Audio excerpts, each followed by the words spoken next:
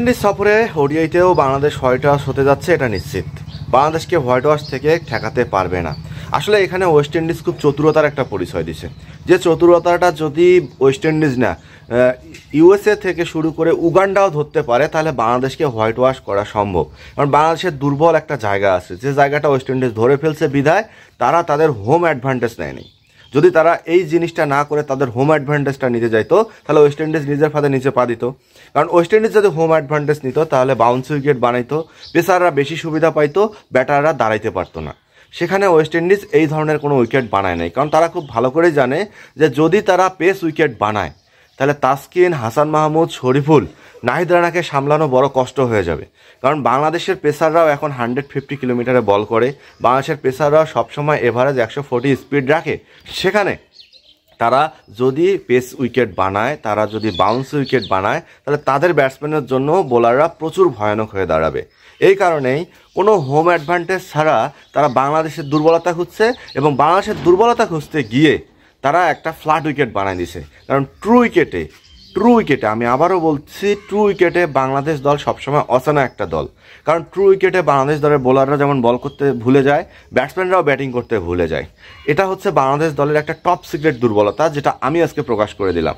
আপনারা ভালোভাবে যদি খেয়াল করে দেখেন, যেখানেই ট্রু উইকেট থাকে সেখানে আমাদের বোলাররা দিশেহারা, যেখানে উইকেট থাকে সেখানে আমাদের ব্যাটসম্যানরা ব্যর্থ।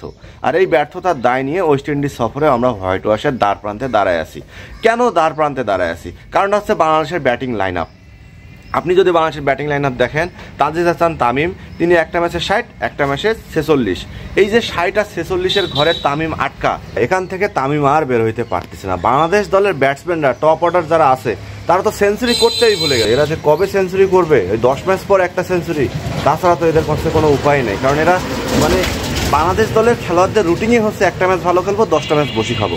বাংলাদেশের গ্রাম অঞ্চলে আপনারা কিছু কৃষক দেখতে পাবেন, যারা সব সময় এক গ্রাম থেকে আর এক গ্রামে বা এক অঞ্চলে গিয়ে কাজ করে। তাদের নিয়ম হচ্ছে তারা 1 মাস গিয়ে কাজ করবে, 6 মাস তারা বসে বসে সেই টাকাটা খাবে, আবার টাকাটা শেষ, আবার তারা কাজ করবে। বাংলাদেশ দলের ব্যাটারদের অবস্থা তেমন। একটা ম্যাচ যদি সেঞ্চুরি করে, সেই সেঞ্চুরিটা দিয়ে 10টা ম্যাচে তারা খেলবে।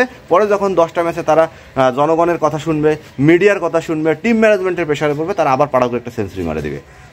এটা হচ্ছে বাংলাদেশ দলের রুটিন। এবং সেখানে লিটন দাস, সৌম্য সরকার, হ্যাঁ, এরা তো ভাই একদম বিগ প্রতিভাবান ব্যাটসম্যান বাংলাদেশের, যাদের প্রতিভা এত পরিমাণ বেশি যে তারা কোথাও পারফরমেন্স না করলেও ন্যাশনাল টিমে খেলবে, তারা কোথাও সেঞ্চুরি না করলেও ন্যাশনাল টিমে খেলবে। কারণ ন্যাশনাল টিমটা হচ্ছে তাদের বাপদাদার সম্পদ। আর এই সম্পত্তিটা নিয়ে তারা মহা খুশি, কারণ তারা জানে ন্যাশনাল টিমে আমাদের কোনো সমস্যা নাই, আমরা ন্যাশনাল টিমে ভালো খেলবো। আবার ন্যাশনাল টিমে আমরা সবসময় এসে আমরা নেটে, ন্যাশনাল টিমে তো না, ন্যাশনাল টিমের নেটে আমরা ভালো প্র্যাকটিস করব, যেটা দেখে মিডিয়ারা আমাদের অনেক অনেক বড় প্রশংসা করবে, বাংলাদেশের মানুষ দেখবে, এবং আমরা সেখান থেকে প্রতিভা নিয়ে ন্যাশনাল টিমে এসে ডাব্বা মারবো। এরপরে বাংলাদেশের লোয়ার অর্ডার ব্যাটারের কথা বলি। সেখানে মাহমুদুল্লাহ রিয়াদ 2টা ম্যাচে ভালো খেলছে, জাকির অনিক 1টা ম্যাচে ভালো খেলছে, 1টা ম্যাচে খারাপ খেলছে। তো সব মিলায় বাংলাদেশ দলের এই যে হতশ্রী একটা ব্যাটিং পারফরমেন্স, এটার জন্য আপনারা কাদের দায়ী করবেন? টিম ম্যানেজমেন্টকে, বিসিবিকে, হ্যাঁ, কোচকে, দলের ব্যাটিং কোচকে? আসলে কেউই দায়ী না। এখানে দায়ী হচ্ছে ক্রিকেটাররা। শুধুমাত্র ক্রিকেটারদের গাফলতির কারণে আজকে বাংলাদেশ হোয়াইট ওয়াশের দ্বার প্রান্তে। যে জিনিসটা ঠান্ডা মাথায়, যে জিনিসটা খুব তীক্ষ্ণভাবে ওয়েস্ট ইন্ডিজ ধরে ফেলছে, যে ট্রু উইকেট যদি আমরা করতে পারি, আমরা যদি নিজেদের হোম অ্যাডভান্টেজ না নেই, তাহলে বাংলাদেশকে হোয়াইট ওয়াশ করা কোনো ব্যাপারই না। এবং সেই কারণেই বাংলাদেশ আজকে হোয়াইট ওয়াশ হচ্ছে। ওয়েস্ট ইন্ডিজ যেখানে একের পর এক বাউন্স ধেয়ে আসে, সেখানে বাংলাদেশ দল একের পর এক খাবি খাচ্ছে, দাঁড়াইতেই পারতেছে না। তারপরও বাংলাদেশ দলের কি একটু আত্ম-অনুশোচনা হইতেছে না যে তারা এমনভাবে বাজেভাবে আউট হইতেছে সব ম্যাচে? তাদের ভিতরে তো এটা ফিল নাই। কারণ তাদের ভিতরে যে ফিল তখন হইতো যদি তাদেরকে বাংলাদেশ ক্রিকেট বোর্ড থেকে কঠোরভাবে বলে দেওয়া হইতো যে ম্যাচ খেলতে পারলে খেল, না খেললে বের হয়ে যা।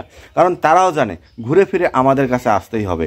লিটন, সৌম্য, হ্যাঁ, হৃদয়, এরপর হচ্ছে আমাদের নাজমুল হোসেন শান্ত, সবাই তো লর্ড বাহিনীর একটা দল। লর্ড বাহিনী থেকেই তো তারা বাংলাদেশ ন্যাশনাল টিমে এসেছে, আর সে কারণেই তাদের আজকে এই অবস্থা। কিন্তু বাংলাদেশ দল যখন হোয়াইট ওয়াশ হয়ে যাবে, হোয়াইট ওয়াশ হওয়ার পর এরপর যদি কায়দা করে কোনো একটা সিরিজ জিততে পারে, কারণ ডাবল সিরিজ তো আমরা হেরে যাচ্ছি, আফগানিস্তানের পর থেকে শুরু করে এই যে ওয়েস্ট ইন্ডিজ, আমরা তো হেরে যাচ্ছি।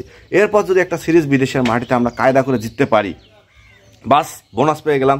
হ্যাঁ, ব্যাপক খুশি, পাবলিক খুশি, মিডিয়া খুশি, ব্যাটারদের প্রশংসা, বোলারদের প্রশংসা সব মিলায় আমরা আবার 2-3টা সিরিজ টেস্ট নিব। সো এখন এই সব সিরিজের সমালোচনা হবে, এই সব সিরিজ নিয়ে কথা হবে, এই সব প্রশংসা নিয়ে মিডিয়াতে ঝড় উঠবে, নিউজ প্রোটোকল নিয়ে ঝড় উঠবে। সব ঝড়ের জন্য বাংলাদেশের প্লেয়াররা রেডি আছে। কখন নর্মাল দল পাবো, কখন জিতবো, কখন প্রশংসা কুড়াবো এবং এটার দাবা দিয়ে আবার 10টা সিরিজ খেলতে পারবো। সো এভাবেই হোয়াইট ওয়াশের দ্বার প্রান্তে দাঁড়ায় আছে বাংলাদেশের সোনার বাংলার সোনার গর্বিত ছেলেরা।